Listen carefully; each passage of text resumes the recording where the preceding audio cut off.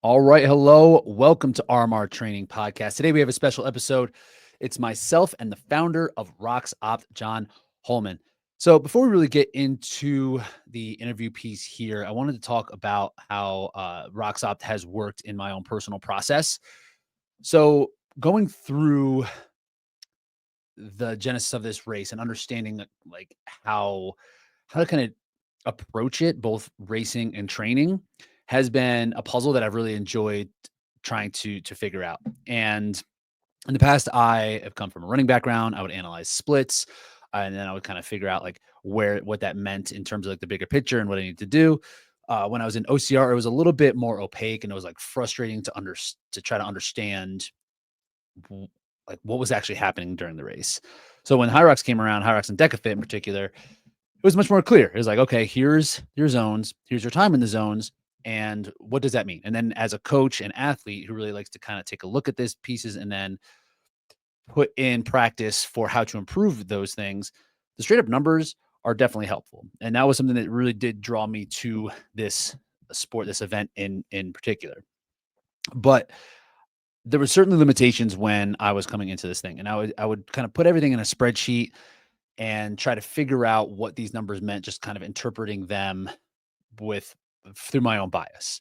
And that was something that I could not get away from in this process that had, that I would like put something out there and I would look at it and I would try and I would still use my own subjective analysis to then try to figure out what to do next. And I was also limited by how much like knowledge I had, how much skill I had. Truly, like I would make these like bad spreadsheets that I would just kind of copy and paste, and and it would took so much time. I enjoyed doing it, but the outcome that I was getting from it wasn't exactly what I needed, right? It was closer than nothing, and the numbers told some story, but I needed a little bit more than that. And I was like evolving this process and figuring out what was needed. But still, like I was just like limited on skill, limited on bandwidth. I was doing the best I could. So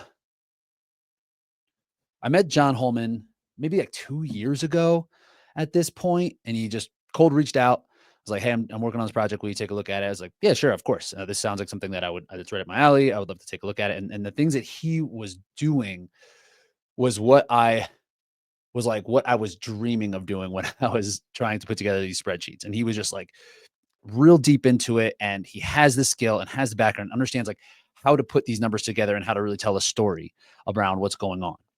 And through the process of seeing RoxUp kind of grow and iterate over these 2 years, it's just gotten better and better. And then just recently, it has launched. So I've been able to use this product in my own practice. And I figured that it would be better than what I was doing in the past. But what I didn't anticipate is how effective it was going to be for race planning. So this was something that I really put in. I took a lot of time to look at my RoxOpt and to compare that to my current training objectively and subjectively, and it helped me really kind of build out a plan. And in the past, my plan was mostly built on hope. It's like, oh, I think I could do this. I think I could do this. It's like this pace seems right. Like this, like I think I could do wall balls in this.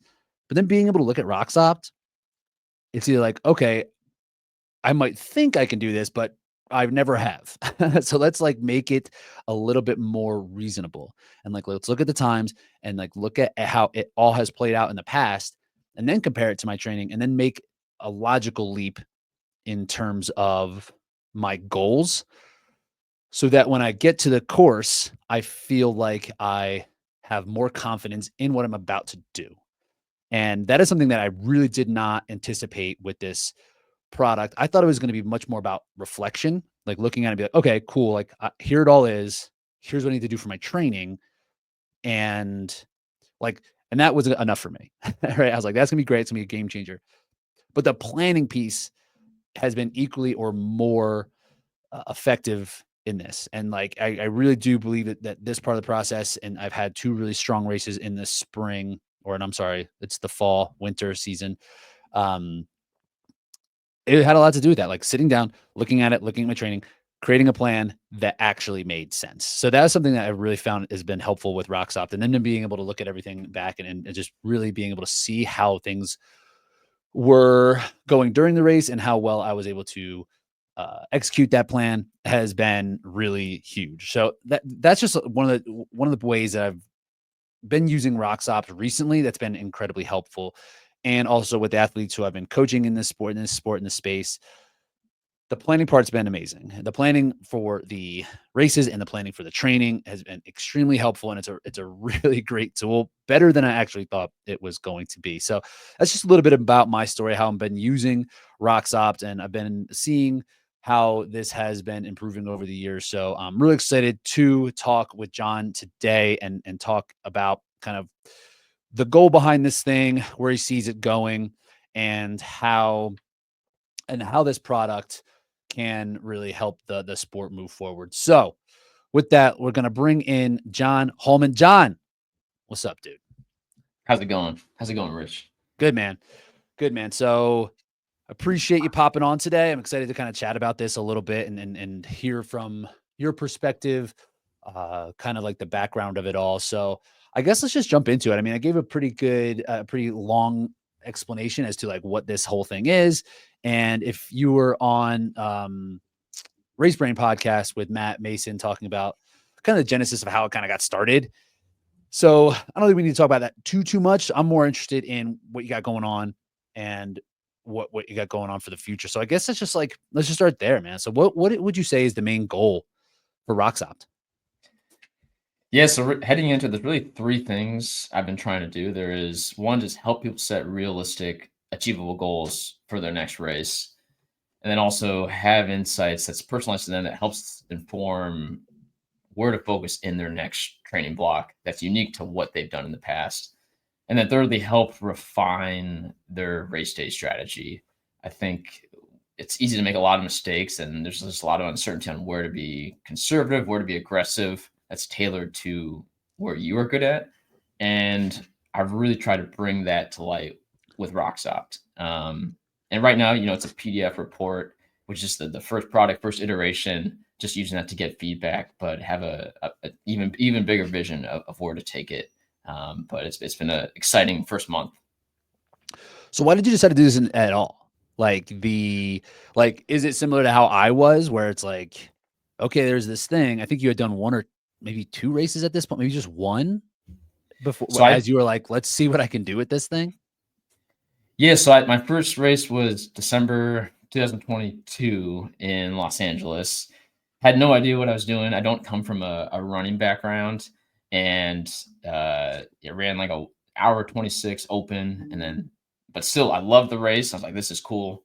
And then did Barcelona a few months later, and did an hour and 17. And what I realized, big improvement, but I went into that race thinking, oh, I could do a sub 70, and Mm. just kind of figured all my only context was just seeing what podium times were. And it's like, oh, I've been working out my whole life. I'll do that. And then I did that improvement, but I actually wasn't even happy about it. And I kind of took a step back and was like, wait, what was even realistic heading into this? And that's what triggered the wait, let me try to see if I can figure this out for myself. Just to, I have a goal of eventually getting on podiums one day, but like, what are those baby steps that I can actually try to achieve race to race to ultimately get to that? And I realized that's 98% of the people doing the sport. So figured if I could figure this out for myself, it could be very helpful for everyone. That's exactly how I felt in my training too. It's like, I can just do this because I want to. Like, I feel like I'm good enough to do this. So I'm just gonna. And like, and that is very, um, that's like a carrot that's dangled out, right? And trying to, during training, be like, all right, I can do subset. Like, I can do sub 70, I can do sub 60. I can really kind of push myself in this training session so that I can get there. But I found that can kind of lead to some frustration. And one of the biggest things that I've found in the endurance sports in general, right, is people having lofty goals, not reaching those goals immediately or within whatever, a year or two races. And they're just like, maybe this isn't for me. And a lot of the conversations I have with coaches or with the athletes who I coach are like, let's figure out a realistic timeline. And if it's long enough, setting your goals further out to understand where you could potentially be. Because right now, who knows? And in this next race, just because like you were good at like whatever soccer when you were in high school, like that doesn't mean like you're just instantly going to be awesome at something different, right? There's this process that kind of takes place.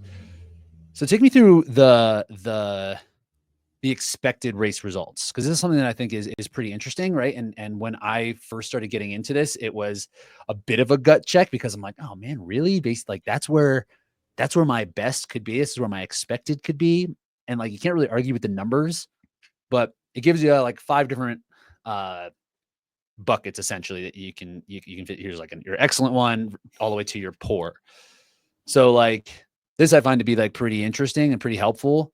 So like what was the idea behind the giving like the spectrum of potential results? Yeah. So at first I thought about, trying to predict a time, but if I just give you one time, like one exact time, might be cool, but it's not that useful. So that's where the idea of a range, of just understanding what's possible and technically what's happening under the hood. So if you think about, if you're familiar with investment portfolios or companies that try to optimize that, one thing they try to think about is, okay, if I invest in these assets 30 years from now, what's best case scenario? But they're also interested in what's worst case scenario. And there's this value in understanding that range. So that's the type of analytics that are happening under this. But I've translated that to HYROX to really break it down into 5 goals. Like here's realistic, expected, um, not easy to achieve, but you should hit this if you continue what you've been doing. And then a stretch goal that's 25% probability. But that's, think of that as just like that'd be a great day, great training, but definitely feasible. And then your high end peak potential. And the reason why I like the range as well is because what's going into this, it's considering every race ever in the history of HYROX. And as you know, there's variability in, some people maybe, they have a perfect training block. Some people, maybe they don't train, maybe they get injured. There's that even during the race, you could get a cramp. There's uncertainty there, but then even course to course, there's some variation on, was it crowded? Was it running? Sleds moving? Mm-hmm. It's hard to pinpoint how much that is, but the beauty of, what really is a machine learning algorithm is like when you have all those data points, it can find those patterns, and I don't have to subjectively think, oh, the sleds are, I'm gonna increase the time by this much because I think sleds like this. It's like I'm taking my bias out of it and just kind of letting the patterns come to life and just giving you that range, so you just have a decent idea to set a realistic goal, which is ultimately what I want to give people. Right. And that is something that it is challenging, right? And it can be humbling as well. And seeing these numbers, it just makes it just black and white. It's like, yes, you are capable of a sub 70, but you're gonna have to PR everything. And if you're into athletics at all, you understand those type of days rarely will happen, if ever. So you can look at and then need to kind of play around with where the actual like where your actual ability level is based off of the evidence of your racing. So I think that this is really important just for people to just even like understand and look at where instead of like living in what would help me with the an analogy here. Like what would be an example of someone like would rather live in like La La Land, would rather not be like objective in data, just be like, no, because I'm sure people see this and they don't believe it. Like I have a hard time. I had a hard time up front too because looking, I was like, I think I'm better than this. Like this is not great. But I've had races that just like are part of it, and it happened in real life, and it just shows like, oh, okay, maybe there is some work to be done here. So I'm just like, so I think that this is a really important thing just for athletes to just look at, just to be able to see, to understand where they can potentially lie on these things. Yeah, and with when you have the La La Land unrealistic expectations, you run into the problem that I had where I improved by 9 minutes and I was down and frustrated, and it's like, well, Right. you should be pumped, like, okay, that was great. Let's tackle that next training block. Let's do it again. Like or else you're just gonna, you may just again fall out of the sport and just, or not even, you're limiting yourself because now you're not motivated to keep going. And yeah. Exactly. And that's something that when using this and talking to people, we're like, oh, I think I can run XYZ. It's like, okay. And then we can kind of go through it all. It's like, okay, what kind of pace do you think you can run? What do you think you do on the ski? What do you think you do on the sled push? And then you could just run through all of it based off of what they think and what they've done and literally write down the numbers and be like, I understand you think you can run 70, but what we just went through is a 73. So where are these 3 minutes coming from? Right. So right now, like 73 might be like where what we just talked about, what is going to make the most sense. Whereas they're like, if they just went into it, I think I can run 70, they do run 73, and like they experience what you experience, like, oh, I'm frustrated because I didn't achieve my goal.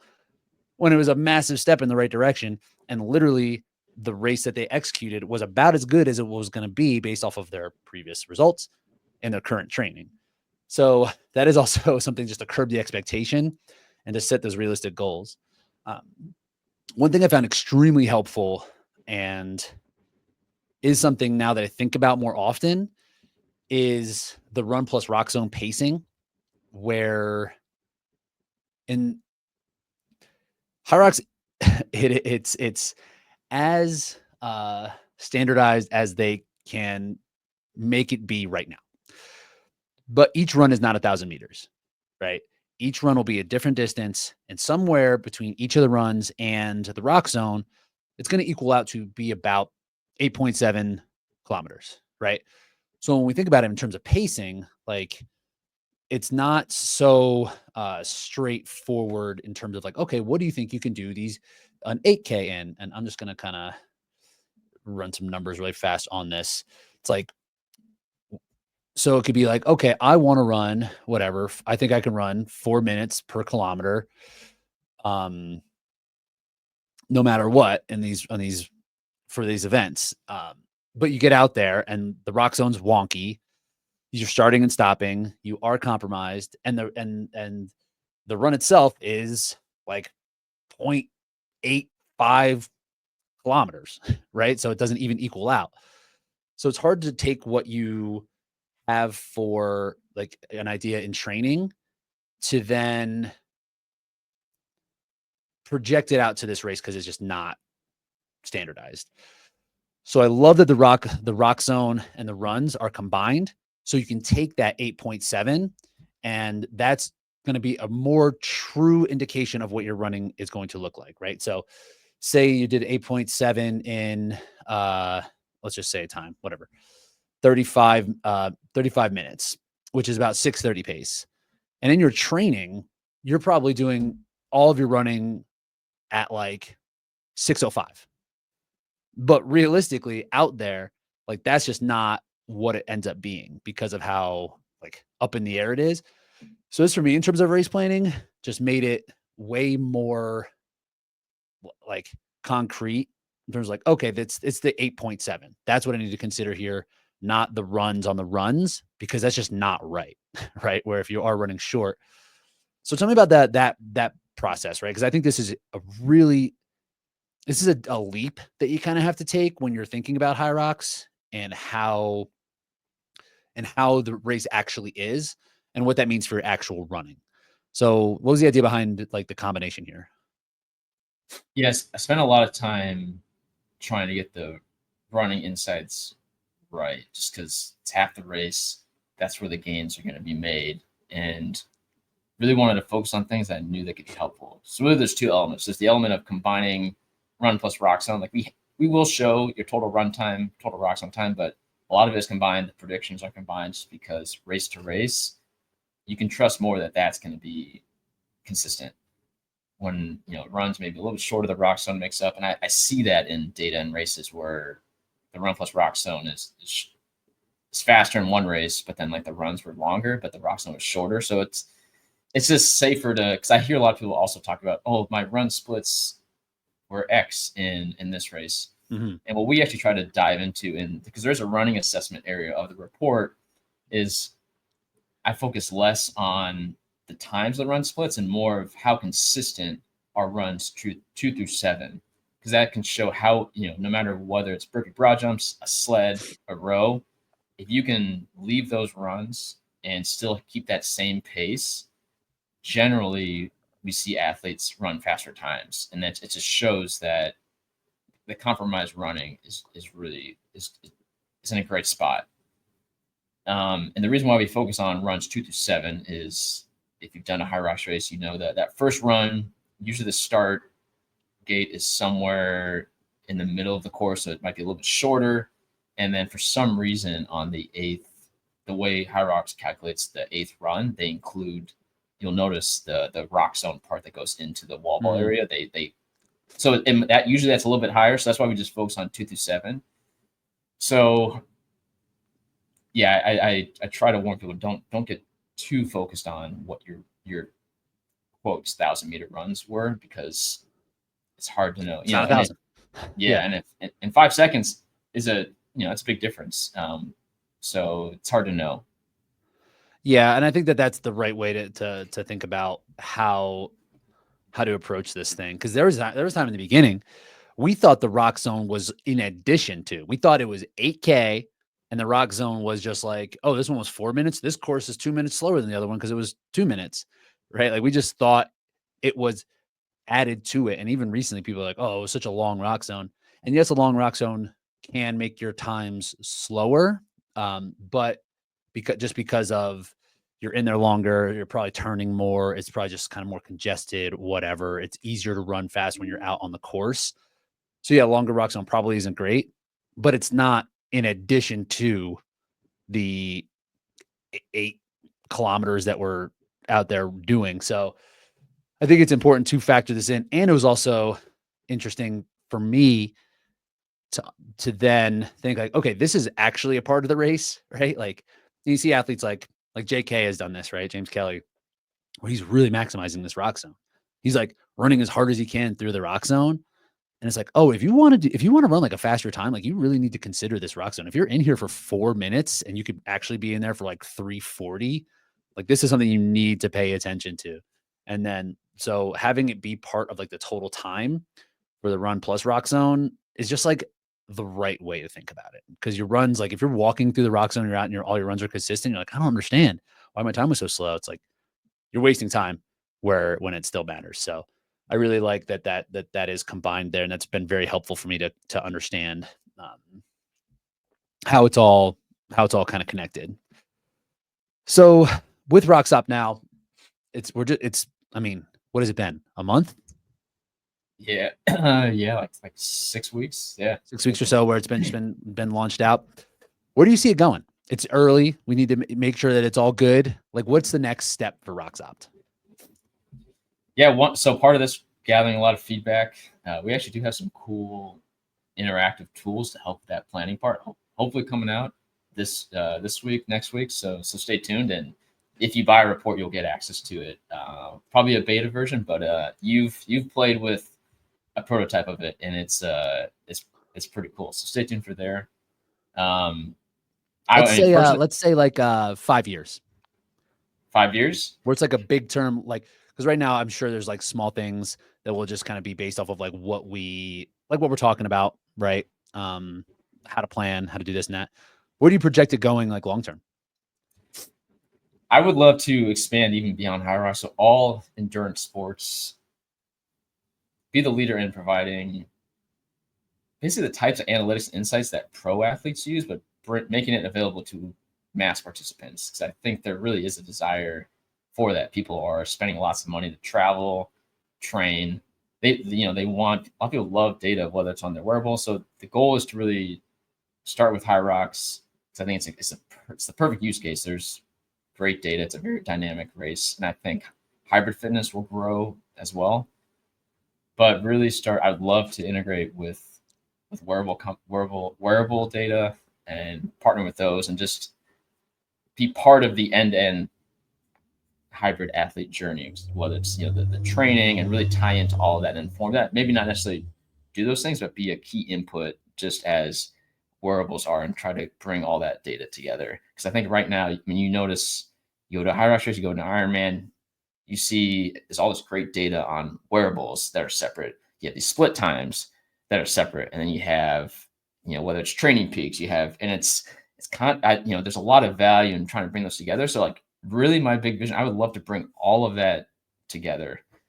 But really, yeah, really focused on nailing this first product and delivering value to HYROX athletes and letting their feedback drive the path forward in the short term. So one thing that I've noticed about you, just getting to know you over the course of however long it's been, about 2 years, a little bit longer, I guess, About about maybe 2 to. years Yeah. on the nose, is you do have a drive to do this, right? And this is not your full-time job.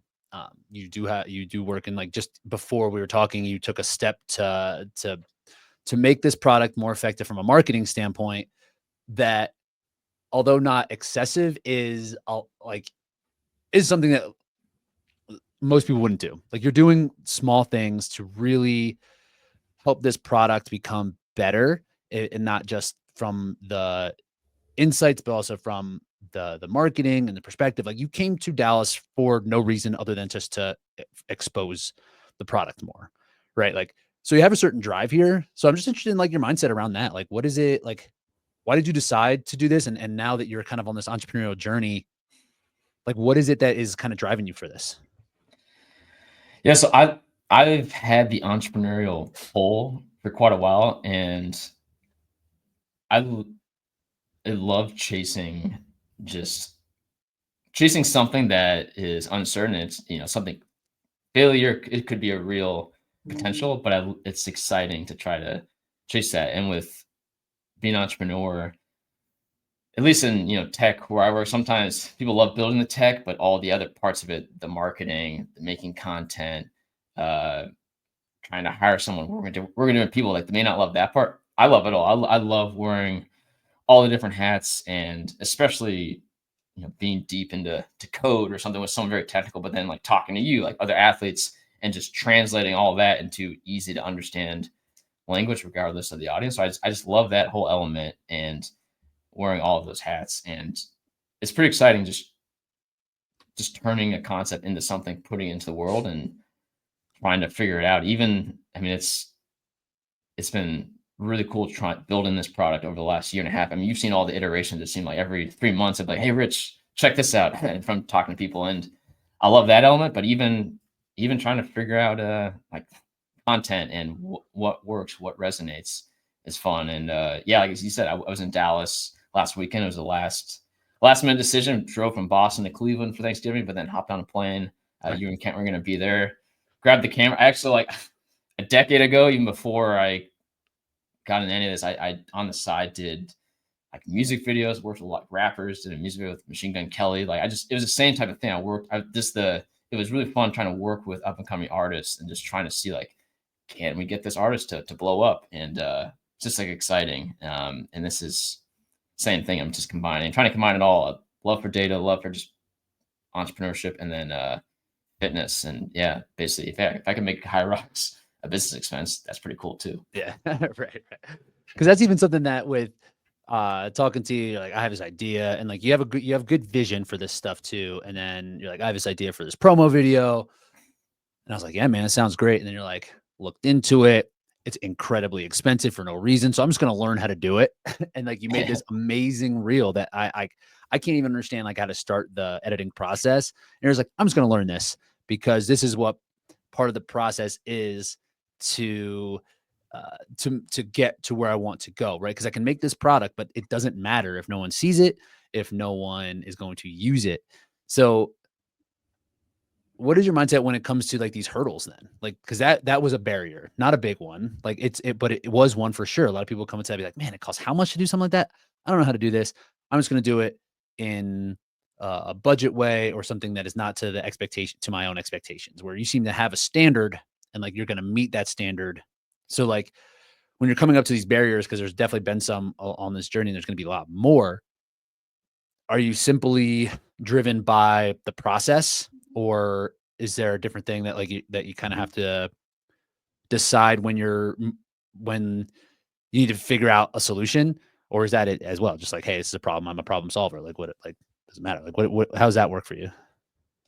Yeah, it's funny how I think I've learned to become a good, like, learner, if that makes sense. So when I mentioned the video aspect, like, my initial part of my career, I was a CPA working accounting, but not the most exciting thing. So that's why I started getting into video production. So all that was self-taught. So it was just a lot of just trying to figure out like how do you what's the best settings on a camera? How do I shoot like a MTV quality music video? Just learning all those things, and then even like the way I don't do anything in accounting anymore, but I pivoted my career towards building tech products and data science. And it was the same thing. I was trying to figure out, I didn't know how to code at all like 6 years ago, but then I kind of just I saw something. So I'm a huge NBA fan, and I saw that 98%, like 98% of the winnings on FanDuel and DraftKings are from like 2% of daily fantasy players. So I was like, oh, they're all using analytics to figure that out. So I was like, let me just see if I can build something that could be profitable on that. So for like over a couple of years, that was like the ongoing use case to refine um, data science and coding skills. And I went to grad school that helped too. But like I've just gotten used to trying to figure that out, and just my career's gone all different places. So now I'm just used to that. And it's I almost enjoy the process. And it's on, if you look, I mean, it's amazing what's on. I mean, everything's on YouTube, and now Mhm. even you add in some of the AI tools, like you can really do a lot now. But man, yeah, that launch video was tedious. Those animations. But it's a lot better than paying 15 grand. So Right. And it but came out great. It looks awesome. I couldn't believe yeah, when you did. I was like, "Oh my god, looks like amazing. Can't believe you didn't pay this much for something like that." Yes, that's interesting, right? Like the idea of being a good learner, and that's something that one of these entrepreneur influencer types who we had just talked about, Alex Harmozy, who talks about like investing in in skill, like understanding where you have a gap in skill and investing in that, right? Like figuring out what you can do to improve, like, and building the skills. In entrepreneurship, obviously, there's like this broad range, but the same with HYROX, honestly, right? It's like, where's the gap? You can look at your RoxOpt. Where's the gap here? Myself versus the competitors, myself versus myself in the past. Where's the outlier here? How can I invest in myself? Most likely physically, obviously, some financial piece. Like, can I get a coach? Can I go to a gym? Can I get a community? How can I invest in myself to get the skills needed to close this gap? Right. And it seems like you have that for entrepreneurship. And I feel like that is a really strong aspect of this sport as well. Where another one that might be like more single domain work, just running, whatever, just crew rowing or whatever, where it's like, okay, here's where I need to go. Here's the output I need to achieve here. Like, here's what I need to do. Like, but with HYROX, it's much more broad. There's way more pieces to it. So I feel like the story of entrepreneurship and wearing all the hats and HYROX, like they're kind of close, right? If you want to yeah, approach it that way of like, I can learn and I can physically get better and have more skill. I just need to figure out how.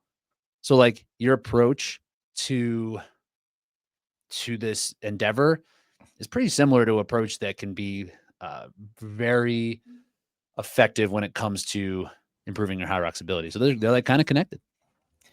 yeah. And it's so throughout this whole process, I've been pretty much working with you, training 6 days a week the whole time, and it's a lot to balance, a full-time career, this and that. But it's it's funny how fitness and doing that can almost lift up the rest of your life in some of the ways. It seems like, oh, there's it's just taking away more time from those things, but I think it enhances my ability to do those things as well. Like for instance, actually this past Sunday, so when I went to Dallas, got all this great content. It's the second US race, thinking it's gonna be a great race. You raced, and the many of you probably noticed in the Dallas like times, like the skier time was missing, the Mhm. total run. There's like some glitch. I think for some the sensor for entering the skier got like moved or something. So like almost everyone's data was like incomplete. And Mhm. I Like was like, Rock's almost ah, kind of screwed up, right? yeah. So I had basically it was like flew back, and it took me till like 4 a.m. Sunday night to figure out how to. 'Cause I was like, there's gonna be a huge demand from this. It's like I got to figure this out, and I can't wait till tomorrow because there's that window where people do a race and they want something. I finally figured it out, and it's been by far the biggest sales week. So yeah, but it's the same thing of just like doing all those threshold runs, and it's like just get it done, just get it done, and doing it right. Like it could have been reasonable. And I think most people would have done it to be like, the data's screwed up. Your RoxOpt is going to be screwed up. Put a little disclaimer on it. Like something happened that event. Like that's what it is. Take it or leave it. Here's the rest of your stuff. But you're like, nope, we're figuring this thing out. Yeah. People need to know what they're at that ski or split. Yeah. That's all. And like, so taking those steps to really make that happen is really cool, and just a testament to you. And that's a testament to this product too, right? Like it's going to get better. Like you're putting in the work. So if you've done one RoxOpt and you thought it was effective, like you better believe that it's going to be better and better. And I've seen it happen, and it's just like worth looking into over and over, and how you're going to gain more insights around your training, more insights around your racing as this does go on and improve. Just because, John, you're just going to like do the freaking work, which is not something that you can say about everybody. The other thing too, that it was funny, I think it was a few weeks before it was going to launch, HYROX changed the rules where they said women's open is now 100 wall balls. Right. So immediately I was like, oh no, now the data is not comparable. But if you notice, if you've done women's open in the past, you do it now and you go to run your report, you'll see that we've imputed all the historical wall ball data. So because the last thing we want is predicting. You don't want to bias the prediction of your past data is 75 wall balls, but now you're doing 100. So, but like we figured out a way to actually adjust so your wall ball times in the past reflect what they would have likely been had they been 100. So even that's not screwed up. But it was like a last minute. I was like, for a second, I was like, it's like not every. It's like you got to fix it. Got it. But now it's a lot of people have mentioned. It's pretty cool how they can now compare apples to apples to their races in the past. So I want to shift a little bit. Your story is, like again, like trying to figure out whatever. And the first time you kind of got into analytics was for like fantasy basketball, right? Just figuring out like the best way to improve that. What do we think about fantasy HYROX? How's it? Let's talk about fantasy HYROX and HYROX gambling. Could this be a thing? I got the tools ready. So I'm ready to set some lines. It would be fun to do that. I know in that space, the regulations are so extensive, and I don't even know what would need to happen. Like if you, right? Like I'm not like if you were like, okay, is it in Massachusetts? It is legal, right? So there's sports gambling. First there was the daily fantasy sports, which is what I did for that. That is how FanDuel and like DraftKings started. That was legal in most states. And then around, I think 2018 is when the sports betting, at least U.S. federal law, something changed where now that was allowed. But then there are still some states where sports betting is allowed, but not DFS. And it's like state by state. I think in Europe though there is, I think DraftKings and FanDuel there too. But I'm not. It's a messy space. But it would be fun. It would definitely be fun. So what do you like? So. Because that is something that I think track and field is available now, but it's something that would just make it that much better to watch. That would improve, because right now, people watch it because they participate in it, and they see people who they might follow, and they root for maybe some specific people that are from the same state or the same country. But to up the ante, like literally for what's at stake, I think it would just be great for the spectator sport of it all. Yeah, I mean, with NBA, there's points from assists, rebounds, etc. I could see you could do something where you get to pick 5 athletes in a HYROX event, and there's points based on did they have the fastest sled pull of the day or something, right? And you could really add a lot of dynamic to the point system. It could be fun, and I think people would definitely get very much into it. So so from maybe we'll do it. Maybe RoxOpt will do it. I mean, you got a head start. So fantasy's probably a better route, right? Like the gambling, I'm sure you need a ton of money to get started. I wonder what it would be like how you could get, because if you were to be like, all right, going to connect with Barstool Gambling or whatever it is, and they can just put up your line, like, would you even have to front any money? I would guess those types of companies probably would love to. The more things they have that can be bet on, like they would probably front that kind of stuff. Yeah. As long as they can win, right? If you're setting Yeah. lines that are screwed up. Yeah. So it needs to be a little bit of proof of concept, right? Would it be like horse gambling? Do you know how that works? It's fun. It's funny how I like developed my skills from doing like daily fantasy, but I'm actually super conservative. Like I always did like the low dollar, so I haven't even dug deep in it. And if you were like, but like I got it like profitable, but it'd be like, win a couple. I would basically. There was one of the games where you basically can enter in 150 lineups each day for 5 cents each. So it's like $7.50. Each day I'd win like, a couple bucks. And then every now and then like a big one, but a big one would be like 500. And if people are like, oh, why don't you got to go all in? It's like, dude, I'd rather go build a business. But yeah, I was more just in it. It was just fulfilling to see like it was what I working. actually get. Yeah. It was working. Yeah. Yeah, so you need to get some degenerate gambling skills behind you before you can really kind of figure out this. But I think that would be, I mean, that could be something that we see down the road. And I don't know if like I'm sure HYROX would probably have to sign off on something like that too. So Yeah. and they're like, no, we're not really a sport quite yet. We are an event company, so I'm sure that would be the main problem. But fantasy, that could be something like free fantasy stuff, right? Mm-hmm. Like how like whatever Yahoo, ESPN, you don't pay for those, but Yeah. that could be a route. So you think it would be more like hoops, where it'd be like I'm gonna draft JK because his running will be great. I'm gonna draft John Wynn because his sled pull will be really solid. Like Harry Thompson because his sled push will be really good, and have it be different um, statistical categories as opposed to just like the final result. Yeah, now that you mention it, it would be cool if you could like, if you're doing like a season long fantasy like draft for the season or something. And yeah, I definitely if I had done that this year, like in the summertime, I would have been like, okay, first pick Joanna, because or I wouldn't have to do first pick because I think a lot of people just questioned the early like the Brisbane. You could have gotten good But value with Joanna late. yeah, You could have you had insider info. You don't want to yeah. spend that first But pick on her. and I was actually in Brisbane for her race there, and then just what the data was saying, I was like, I think this is real. And then you see what happened in Hong Kong. Yeah, but, Right. yeah.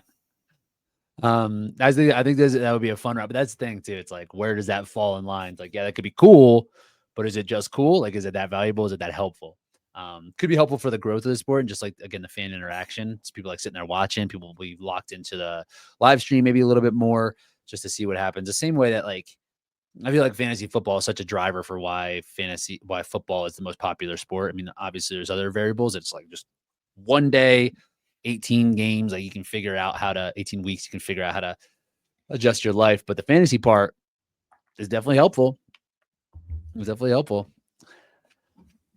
So what do we think going forward, right? Like you're using not necessarily AI. I guess we can consider it AI because it is like the machine learning, and it is kind of changing how it kind of goes. But you mentioned AI in terms of what it can do for the entrepreneurial venture, and it just like is changing a lot of things.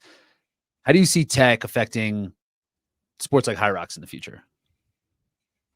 Yeah, so it's funny you mentioned like AI now gets like generative AI, like ChatGPT, everything kind of falls with that, but really AI is a broader range. Like machine learning falls under that, like predicting numbers, whereas ChatGPT said simply is basically predicting, based on what you said, trying to predict the words based off what went in there. But I my vision, which I would like to do long term too, but also I want to be more thoughtful about it. I see a lot of tech companies rolling out like an AI coach. Like I use Whoop. I don't use Strava, but I've seen articles that it's just generic. And I like to say, right now, like a generative AI coach is basically a generic coach. Or another phrase I like is AI powered doesn't necessarily mean like consumer desired. And you'll notice like I don't just sometimes companies just say like AI this, buy it. And it's great if but what really matters is does it solve a problem that a customer needs, or does it actually do something that I need as a customer? Like if just because it's AI, that's not going to get me to buy it. And I think a lot of tech companies I think boardrooms and investors love seeing it. So it's sometimes gets overly, whereas like Mhm. we lose sight of like, okay, what's the goal of it? So I like to think of like an AI coach, like I like rushing out something generic that just tells me something that's not useful. Like I would almost want to scale, use AI to kind of scale. Like for instance, like someone like you, like one-on-one coaching, like you can only do so many people. But how can rather than just creating an AI version to just make programs for millions of people, how do we scale like you so you can actually give that one-on-one quality with so much more? And I think that's the better way to do it. That nobody's approaching it like that because I think they're just trying to rush out something which is really just shoving ChatGPT into a Right. cool new UI, and it's kind of like I don't know, it's not moving the needle. So that's where honestly where I want to. That's my long term vision, but want to stay grounded in the actual goal of the customers and for HYROX athletes getting better, understanding why they need to do X, Y, Z, and actually having real value behind it. Yeah, like a good example of that, like I use this video recording tool called Loom, which will record my computer screen and like my head while I'm talking or whatever. And like they had this AI upgrade that like automatically made a title for this video and made like a transcript. I'm like, I don't need this at all. This is silly. And like you said, it's just repackaging Chat GPT. But yes, I would love to put my brain into a Training Peaks or something like that, where it is proprietary, right? It's not necessarily the entire internet or whatever and so generic that it can be specific and then it can be also effective and good and not necessarily, like you said, that's just like this broad spamming and just like not trustworthy type of product. Is that something that's happening where it's like Which individualized? no, I mean that's how I see. That's where I see is missing, and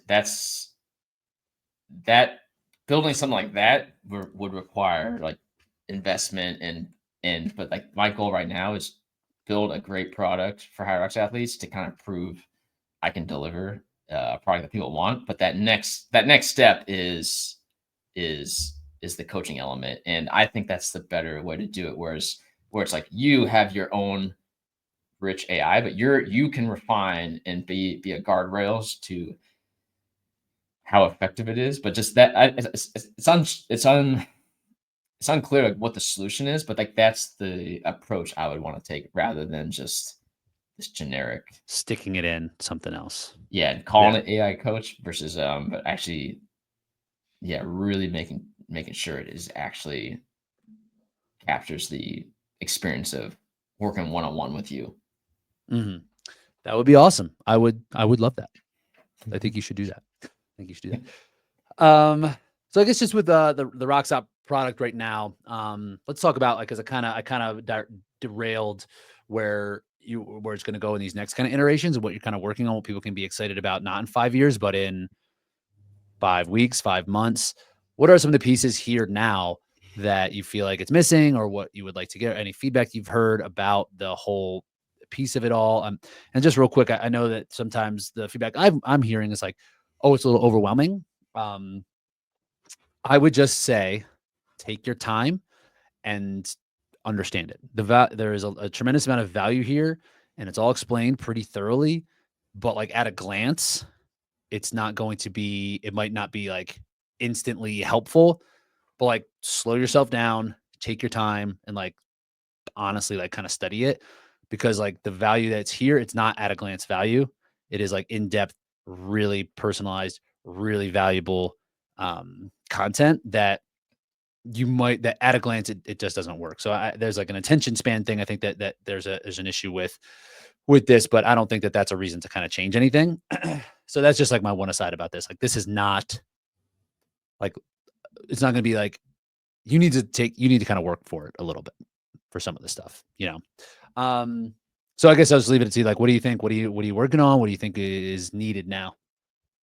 Yeah, so we have something coming out pretty soon, which I'm calling what if splits. So when you think about that report, you get this prediction of what's possible in your next race, not just overall, but all the individual elements of the race. And something I had built about a year ago, but we actually decided to like simplify the product a bit to get it out there, is an interactive. If you're familiar with, it's basically, scenario modeling. But the questions I had is, okay, I get what is realistic for me to achieve next race, but what if on that first run, rock zone and ski erg, I do these times?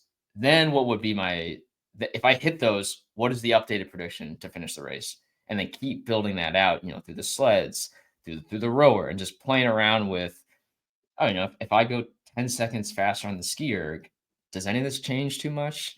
Which it doesn't, which is one of a big insight I've seen that I've used in my own racing.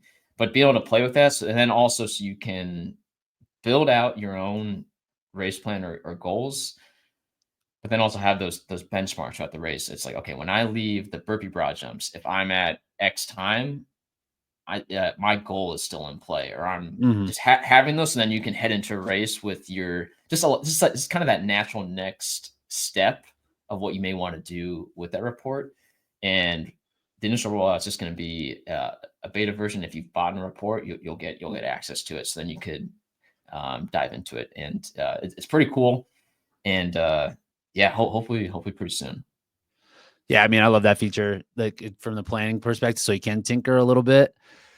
It's like, let's slide this here, let's slide this the other direction. And one thing I think we chatted about online was just like having then splits to aim for. So once you're planning, you can like how you would have for a marathon. And I'm not even sure if you can program this on your watch. Maybe you can, but most of the hardware is not set up for something like this. So I don't even know if like you might be able to. I just have not, and I don't know if you can. But people in marathons, they just write it on their forearm, right? They just have like stickers that have splits, and then they can write that there. It's like you can take your watch, see where you are after sled push rock zone, and be like, all right, I'm on or I'm off of my actual split for my time, and you can kind of like adjust during the race just to be a little bit more pinpoint. Because I think people can do that a little bit now, but it's quite a bit of math, it's quite a bit of work up front, and just like I have not come across many people that do approach the race that way. So Yeah. I think that would be fun. So I love that feature. Anything else you've been working on? So we have something built. Hopefully, maybe soon we'll roll it out. But the question also is, two solo athletes. You have a history of HYROX. It's like, hey, if we join together in a doubles team, what could we do? Yeah, yeah, yeah. And it's pretty fun to play, especially for the elites. Just curious. It's like, hey, if Rich and Nick Bear got together, what would that look like? And it's just kind of cool to see that. And a lot of people now, now that HYROX is growing and growing, people are starting to do doubles. I mean, a lot of people are doing a singles one day and doubles the next day and mixing and matching with partners. So we're seeing that need and just that interest. So we have the model built. Now just kind of polishing up the interface a bit, but stay tuned for that too. What I love about that too is to like say you run a similar time to someone uh in your age group, but you're on different sides of the country, right? Like this will help you connect with people that could be potential doubles partners because of your singles time really does matter for what your doubles partner should be. Like you should probably be pretty close. It's not like, oh, I need to fill in my gaps of my weaknesses with someone else's strengths. Like HYROX doubles doesn't really work like that. So this could actually be a bit of a community builder as well from that perspective, and helping people be like find athletes in different parts of the country or world to then kind of partner up with. So I think that is going to be a really cool feature as well. How about the race sim thing? What's the plan for this? Is it just fun? What are we doing with it? Yeah, so the race sim, that's more just fun. It's free. It's I mean, it's really fun around the major time, but basically, what's under the hood in that is driving a lot of the things in the report. So it was easy just to make, and just threw it out there as a fun tool to play with. Whether it's simulating races of elite athletes, or even just your friend, or I've done it, the camps that you do. It's fun. I'll, put in Matt Mason, Matt Pilford, throw you in there, and it's just kind of fun to mess around with. And yeah, we make it for free just because it's kind of fun just to just kind of see what it thinks. But it's been crazy for some of the Elite 15 races. It's interesting. As I was building RoxOpt, there's very technical ways to evaluate, are these models accurate, etc. But then one thing I also was doing along the way was, a year and a half ago, just high level, I was like, these, theoretically, this should think Hunter, Megan, Lauren Weeks are the fastest. And the reason why I cared about that is because if there's customers that look at this and it doesn't show that, they may lose trust already without, even if it could be the most accurate thing for everyone else. It's like if it shows Hunter as 10th, like, a year and a half ago, they may be like, oh, this thing's dumb. So I monitored that. And what was crazy, like middle of last year, like it was showing Rokovich and as like the favorite. And I was like, oh no, this thing's broken. And then I think after then James Kelly was now ahead of Hunter too. So going into the World Championships, I had Rokovich first, James Kelly second, and Hunter third. I was like, oh no, this thing is broken. And then it played out how it did, and I was like, it was a good reminder of this is why you want to have a non-biased sort. I mean, sometimes data can be biased too, but it's helpful when you can you remove the human bias and just as like another resource. But it was pretty funny because I thought it was broken. I was like, this thing, and then sure enough, and then same thing this last major, like showed Joanna and Lauren Weeks basically as almost the same odds. And I was like, I don't. Some people were kind of rolling their eyes at it, and then even JK at first, but then look what happened. So there was. Yeah. So we're talking about fantasy. We're talking about gambling. We got a cheat code right here. Yeah. I'm running what could potentially be the Vegas major right now, and I'm gonna see if I'm gonna qualify based off of the simulation because it has been close. It predicted Meg right last year. Yeah, it was crazy. So it had Meg as like the difference between her and Lauren was like bigger than any of the men's separation. So it was predicted basically a sizable win, and that race was over like after a few stations. So it's actually the women's podium was exact. It was Meg, Lauren, and Vivian, which I believe was the order. So it's can't promise it's going to be like that every time, but when it just seems like when everyone. The past can't always be the future, or else nothing will ever change. So it's kind of but it's when, it was when you put something out there, something that people are like, oh, that can't happen. And it's like, you think about sports. Crazy stuff happens in all sports. Yeah, for sure. So, all right. So it has me, I have Ronco win this too. So it currently has Ronco, JK, Rylan, Palayo, Hunter, Tim, and then me in 7th, which would qualify me for Worlds. So we'll take it. Love to see it. Yeah. We'll take it. Yeah. It would just be Hunter. And then, I didn't put Dylan. I did put Dylan in here. Dylan and Kent. I didn't put Sandy in. Sandy would probably also, I would imagine. Do the DNFs? Let me run Sandy in here instead of somebody else. Does it take into consideration stuff like that? So not the current version, no. But I am thinking for Vegas, maybe making like a specialized like Elite 15 one, because like right now what's going in there is generalized for every athlete. So I would say it's very accurate for 500,000 people. But if I wanted to make it really accurate for the Elite 15, it's like 30 to 50 people. It's gonna just that's the wrong model to use for everybody. But I am thinking of like even refining it just for like from a content perspective, and it is right. Just for fun. So right now it's doesn't account for DNFs just because that'd just be so tedious and not as relevant to the rest of the population. But right. It and can you measure those? Like, can you find that information? I guess it would be hard. Yeah, it'd be hard to actually know because if there's no start information. Splits. Yeah. Like there's splits on like the leaderboard feature that they have, but there's none at the end because they don't pop it up. That might be just like way too hard. Let's see. Yeah, it just bumps me down. Has Sandy finishing 1 spot ahead of me? That's fine.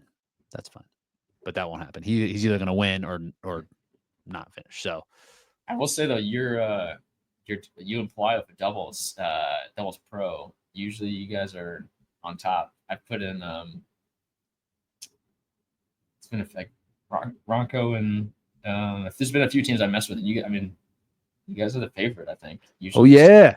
So We're gonna see. It sounds like trustworthy information. yeah. Well, cool, man. Yeah, there's a lot of cool stuff you're working on. I've been real excited to see how this thing has grown since, I guess, close to the beginning as possible, and how the community is embracing it and how they're interacting with it, and it seems to be really helpful. And because it is really helpful, this is a tool that will make you better at HYROX, right? Like, there's no reason not to take this information that it's there. These are things that are within your control, and in a sport where, in all sport, there's so many variables that are outside of your control that anything that's within your control, you should seriously consider spending time figuring out or investing in. And this is absolutely one of those pieces that is within your control and can give you a bit of a boost. So if your performance is important to you, it's an absolute no-brainer to use something like this, because it will help you. Like, it will not hurt you. and the price is just so reasonable that there's no, honestly, it's a drop in the bucket, and it's not going to set you back in any way. It's not harmful. So definitely take a look at RoxOpt if you have not yet. So John, I appreciate you, man. Anywhere where people can find you, where can we kind of send people? Yeah, that IG at RoxOpt Official, RoxOpt.com. And I'll mention we are doing a Black Friday through Cyber Monday deal right now, 70% off. Pretty insane deal. Not going to see it again until maybe next year. So $7, I think it's about like $7.50 for a port. A lot of people jumping on it. It's going to go through 12:59 Eastern tomorrow on Monday, which I think is when this drops. So still got some time. So yeah, and yeah, if you have any feedback, hit us up. There's a contact on the website. DM us on Instagram. Always welcome any feedback. And yeah, thanks for the support. I think I spend more than that on a coffee like once a week, and that's probably outrageous for a coffee. But the price of a beer. Can't get a cocktail for that cheap. It'd be a terrible cocktail for that much. And this is way more valuable for your results than a cocktail is. Cool, dude. Appreciate you. We'll talk to you soon. Cool. See ya.